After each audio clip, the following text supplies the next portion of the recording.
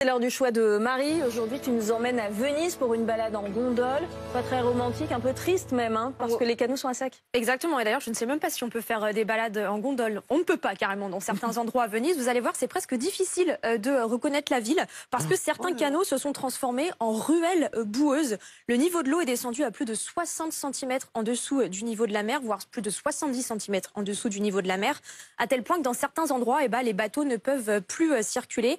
Alors je vous rassure, il est encore possible de circuler sur les grands axes, sur les grands canaux, mais il y en a quand même pas mal qui sont à sec.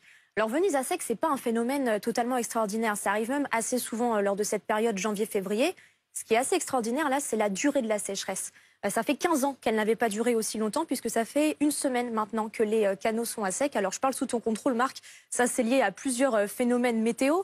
Déjà, il y a une marée exceptionnellement basse en raison de la pleine lune. Il y a également de très faibles pluies, ça fait longtemps qu'il n'a pas plu. Et puis une haute pression atmosphérique. Alors forcément, vous imaginez, ça a de grosses répercussions sur le quotidien des Vénitiens. J'ai parlé avec plusieurs d'entre eux. Écoutez ce que me disait Lucretia, qui est née là-bas, qui vit et qui voit son quotidien affecté.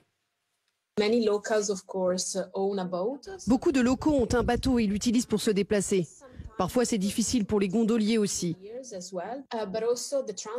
Et puis pour le transport de biens dans la ville. En règle générale, ça se fait avec de gros cargos. Et là, il y a beaucoup d'endroits où ils ne peuvent pas passer.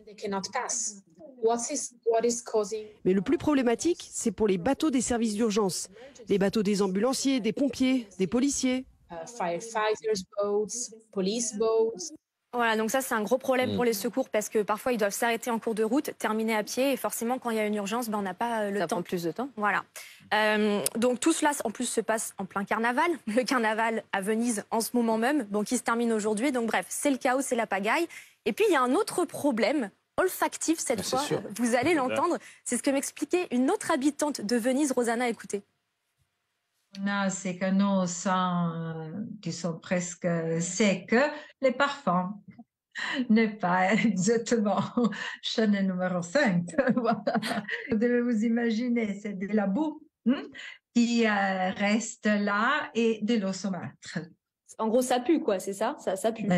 Oui. Voilà, donc ça pue. La bonne nouvelle... j'ai simplifié, je me suis dit, c'est pas Chanel numéro 5, c'est que ça pue, quoi. Voilà. Bon, la bonne nouvelle, c'est que les canaux devraient à nouveau être un peu plus remplis d'eau au cours des prochains jours parce qu'il devrait pleuvoir d'ici jeudi, donc la situation devrait s'améliorer. Un mot, Lorraine? Que c'est triste, Venise. Et laisse les gondoles à Venise. Ah bah très bien aussi. Tu voulais la placer, hein. Très bien aussi. C'est vrai qu'on est plutôt habitué aux aqua alta à Venise et que là on est vraiment surpris.